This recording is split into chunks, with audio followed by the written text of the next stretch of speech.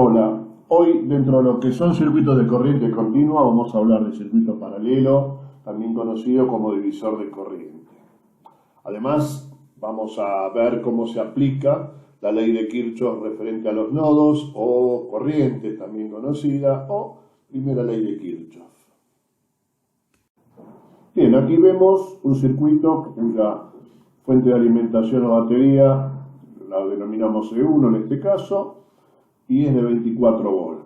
A su vez tiene tres resistencias, R1, R2, R3, 820 ohm, 470 ohm y 560 ohm, las cuales están en paralelo, o sea, cumple con la función. Un circuito está en paralelo cuando sus componentes se tocan entre sí, o sea, tenemos todos, observen, todos los terminales de un lado, todos los terminales del otro. Esto se llama estar en paralelo.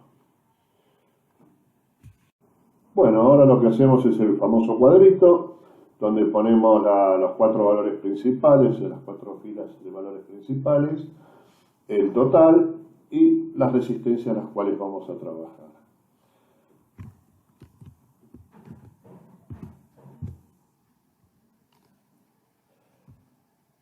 Acá tenemos que tener en cuenta la siguiente premisa, que nos dice, la primera, que es fundamental, que en un circuito en paralelo, la caída de tensión en las resistencias o dentro de las resistencias es la misma para todas.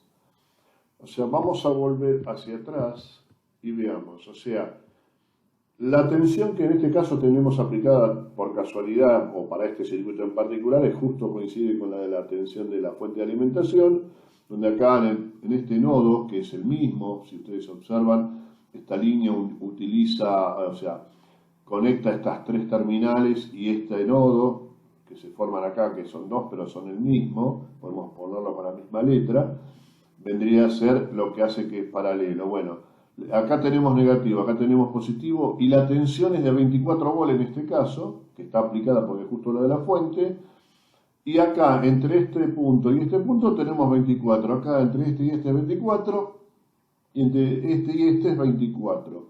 Y eso es así, después lo vamos a demostrar con los instrumentos. Entonces, lo que vamos a hacer ahora es colocar 24 volts, en este caso porque ya está averiguado, porque coincidentemente solo para este circuito es la fuente de alimentación. Después con el tiempo veremos que se puede dar otros valores de acuerdo a lo que haya en el medio, en el intermedio del circuito, y ahí es donde vamos a tener que calcular las caídas de tensión que hay previas para poder tener los valores y poder hallarlos. Pero recuerden siempre que en un circuito en paralelo la tensión que está en los extremos es la caída de tensión, esa es igual para todas las resistencias de ese paralelo en particular. Después vamos a ver más adelante cómo se da cuando este circuito está en un sistema mixto. Bien, ahora vamos a hallar la resistencia total o equivalente que se ve desde la fuente de alimentación, o sea, lo que normalmente se denomina carga del circuito. Bien, la resistencia total en un circuito paralelo es diferente a lo que es la suma. En su momento, cuando tengamos las clases presenciales, vamos a hablar de lo que se llama conductancia. Uno podría decir que la resistencia equivalente es la inversa de la suma de las conductancias. Y la conductancia es lo inverso a la resistencia. O sea, bien, de eso sale la fórmula final. Después lo explicaremos más en detalle. Entonces, la resistencia total para un circuito en paralelo es 1 sobre la suma de las inversas de las resistencias. O sea, 1 sobre R1, más 1 sobre R2, más 1 sobre R3. Recuerden que, si ya lo vamos a volver a repetir, en los circuitos serie es la suma directa de las resistencias, en los circuitos en paralelo es la inversa sobre la suma de las inversas de las resistencias. Bien, reemplazamos valores, vamos haciendo las distintas cuentas hasta que llegamos a la resistencia total o equivalente, que en este caso nos da 196 ohm. Y acá viene el otro concepto, que en un circuito en paralelo la resistencia total del mismo debe ser menor que la menor de las resistencias. O sea, 196, y si recordamos, a ver si tenemos un cuadrito, fíjense, el valor más chico era de R2, que es de 470. 196 es menor. Bueno, esto no quiere decir que la cuenta haya sido bien, pero bueno, por lo menos sabemos que cumple con la premisa, así que no estamos tan lejos de la realidad. Volcamos el valor en el cuadrito, el valor de la resistencia total, y ahora estamos en condiciones para poder hallar el resto cómodamente, de hallar o bien aplicando la ley de Ohm la potencia, lo cual es bastante incómodo, porque uno tiene que empezar a ver qué tipo de fórmula va a utilizar o tener muy buena memoria, y la otra es hallar la corriente. La corriente es muy fácil, aplicamos ley de Ohm y por lo tanto tenemos la tensión de fuente sobre la resistencia total o equivalente del circuito, reemplazamos valores y nos da 0,12 amperes. En la práctica nos da 123 miliamperes, que es el número que vamos a ver después al final cuando corroboremos determinados valores. Bien, ahora, ¿qué hacemos? Inscribimos el valor como corresponde de la corriente y acá tenemos dos caminos. O hallamos las corrientes que circulan por cada resistor o hallamos la potencia total. En este caso, como nos interesa ver el circuito como divisor de corriente, lo primero que vamos a hallar es la corriente que circula por cada resistor. Pero bien se puede hacer lo otro, o sea, se puede hacer, no hay problema, no altera la diferencia, no altera los valores. Pueden hallar primero la potencia y después las corrientes. Y acá viene otro concepto que hay que tener. En un circuito paralelo, la corriente se divide en forma proporcional al valor de las resistencias. O sea, depende del valor, es cómo se va a dividir la corriente. Supongamos que en esta hubieran sido tres valores iguales, se hubieran dividido en un tercio cada una. Por eso dice proporcional. Si las tres resistencias son iguales, va a dividirse en un tercio cada una. Si fueran dos iguales y una vale la mitad y las otras dos juntas vale la otra mitad, bueno, la resistencia que tiene la mitad de los valores totales se va a llevar la mitad de la corriente y la otra va a dividir la mitad de acuerdo a los valores que tenga. ¿Cómo es esto? Bueno, acá lo vamos a ver en el circuito, cómo se ingresa. Esto hay que hacerlo para poder, en un circuito hay que marcarlo. Acuérdense siempre que yo les exijo de que lo marquen. Bien, acá tenemos los nodos. Esto en el próximo ejercicio lo voy a hacer de otra manera para que se entienda por qué tenemos el nodo de esta manera. Por qué A y por qué B. El nodo A, que es todo este conjunto, si bien ustedes ven las líneas y los puntitos, bueno, fíjense que todos los terminales de las resistencias de este lado se unen todos acá y todos los otros, los contrarios, se unen en B. Esto es un nodo. Fíjense, la corriente que sale de la fuente es I, que es la que calculamos. Pero cuando llegamos al nodo A, fíjense, hay una corriente que circula por R1, que la vamos a denominar I1, una corriente que circula por R2, que la llamamos I2, y otra corriente que se bifurca en R3, que la vamos a llamar I3. Las tres corrientes circulan y cuando llegan al nodo B, se suman y vuelven. Cuando salen de ese nodo, pasan de nuevo al circuito para ir a la fuente de alimentación, se vuelven a transformar con un valor similar al de I. O sea, cuando entra y cuando sale la corriente es la misma. Por lo tanto, lo que ocurre o lo que transforma es que cuando entramos acá al nodo A, ahí es donde la corriente se separa y se vuelve a juntar en el nodo B. Bien, hallamos la corriente que circula por cada resistencia aplicando ¿qué cosa? La ley de Ohm, lo más sencillo, donde ¿qué tenemos? Que por la corriente I, vamos a utilizar ¿qué tensión? La que está aplicada en los extremos de las resistencias. Por lo tanto, en este caso es la fuente de alimentación, por eso pongo 1, si no sería la caída de tensión en ese paralelo, entre A y B. Y la resistencia que la divido por la resistencia que voy a fijarme en la corriente que circula. En este caso es R1, en I2 será R2 y en I3 será R3, siendo las tensiones las mismas. Y acá me da los valores. Obviamente, una vez que tengo los valores, los vuelco en el cuadrito y esta parte ya la debería tener solucionada. Pero lo que necesito es corroborar que esto esté bien. Entonces yo necesito saber, porque, a ver, qué corriente circula, o sea, qué corriente total va a salir por el nodo B. Entonces, y si esa corriente es de sumada, es la misma que la que me entrega la fuente de alimentación. La voy a llamar IRT, o sea, I de las resistencias, la corriente de la resistencia total. ¿Qué hago? Sumo las tres corrientes, reemplazo los valores y me da, ¿se acuerdan que yo les dije 0,12?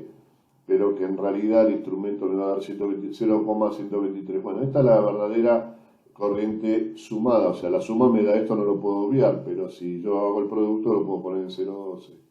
O sea que IR total me da muy similar a lo que es el valor de la I total del circuito. Y acá viene el concepto de Kirchhoff, que dice con respecto a la ley de corrientes. ¿Qué dice? Que la suma de las corrientes que ingresan a un nodo debe ser igual a la suma de corrientes que salen del mismo. Y acá es la forma matemática de expresarla: la sumatoria de corrientes entrantes es igual a la sumatoria de las corrientes salientes. Por eso, cuando hablo del nodo A o hablo del nodo B, lo vea de donde lo vea, siempre el valor va a ser el mismo. O sea, ¿por qué? Porque es la suma de ambas, por eso se expresa como sumatoria. Entonces, por lo tanto, ¿yo qué puedo decir? Que la corriente que me entrega la fuente, que la representamos con la I, tiene que ser igual a la corriente que entrega, o sea, que fue la sumatoria. Acá la corté y vemos que se cumple con la ley de corrientes de Kirchhoff. Bueno, ahora vamos a hallar la potencia que entrega la fuente. La vamos a llamar P total, PT, y bueno, utilizamos la típica ley de Watt, donde decimos que la tensión que entrega la fuente por la corriente que es consumida nos va a dar el valor, reemplazamos y nos da 2,88 watts.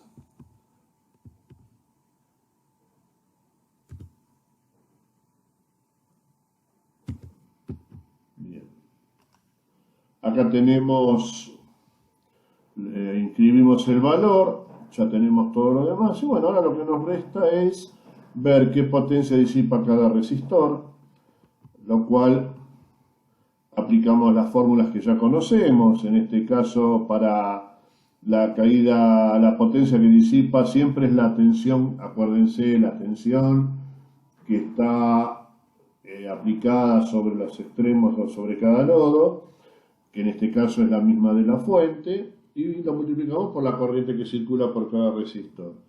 Y nos da los distintos valores. Los inscribimos en la planilla, esta planilla ya estaría completa, por lo tanto ahora vamos a hallar la suma de las potencias de disipación a las que consume cada resistor, o sea, todo el total. ¿Para qué? Para poder llegar a ver a ver si está todo bien. Bien, acá es entonces, la llamamos PRT, si ustedes se recuerdan, sumamos la potencia disipada, reemplazamos y nos da 2,95 watts, lo cual es similar. Y acá ya sí, tenemos que recordar que esto sí es para todos los circuitos, ya sea paralelo o serie, donde que la ley de Watt, acá me comí la ley de Watt, dice que la suma de las potencias disipadas por la por las resistencias debe ser igual o similar a la potencia entregada por la fuente de alimentación del circuito. La potencia total que entrega la fuente es igual a la potencia, en este caso, que disipan las resistencias. Por lo tanto, se cumple watt. Muy bien, entonces ahora vamos a... Bueno, acá salimos del circuito, vamos a ver este circuito, la simulación del mismo. Fíjense, el circuito es el mismo, o sea, lo puedo cambiar de color para que lo vean. Esto es lo que nosotros nos muestra, le pusimos voltímetros en paralelo a cada resistencia y a la misma fuente de alimentación. Un amperímetro, recuerden siempre que los positivos tienen que ir con los positivos, los negativos con el negativo. En este caso pusimos el amperímetro a la entrada de lo que habíamos llamado el nodo A, que son estos tres, que es la unión de estas tres resistencias, y un amperímetro a la salida del nodo B, que son la unión de estas tres resistencias acá abajo. Esto que nos va a tomar la corriente que entra y la corriente que sale, que tiene que ser la misma estas dos, que es la suma de estos tres resistores que están acá, o estas resistencias que están acá. Tenemos R1, R2, R3, sus caídas, sus respectivas caídas, que vamos a tener que verificar, que se recuerdan, tiene que ser la misma que está en estos extremos. Por lo tanto, en este caso va a coincidir con la fuente de alimentación. Y aparte de eso, le pusimos un amperímetro para que veamos que la corriente que circula por esta resistencia, la que va a consumir, son distintas y nos tienen que dar similar a los valores. Muy bien, entonces vamos a entrar en simulación. Y es de aquí que sí, que se complementan perfectamente. ¿Qué teníamos? 23,97 es casi 24, o sea, está bien. Y fíjense, la caída de tensión en las tres resistencias nos da mismo valor, 23,97 volt, o sea, 24 volt redondeando. O sea, lo vamos a cambiar el color para que se vea, a ver mejor, a ver si lo tenemos en este. Fíjense, acá se ve mejor, donde tenemos los 24 volt. Y ahora vamos a ver, la corriente habíamos dicho que era 123 miliamperes o 0,12 amperes. Bien, observemos, 123 miliamperes entran, 123 miliamperes salen de los nodos. Y acá se bifurcan, habíamos dicho que era 0,029 la corriente que circula por R1, 0,051 de amperes la que circula por R2 y 0,43, habíamos puesto 0,043 la corriente que circula por R3.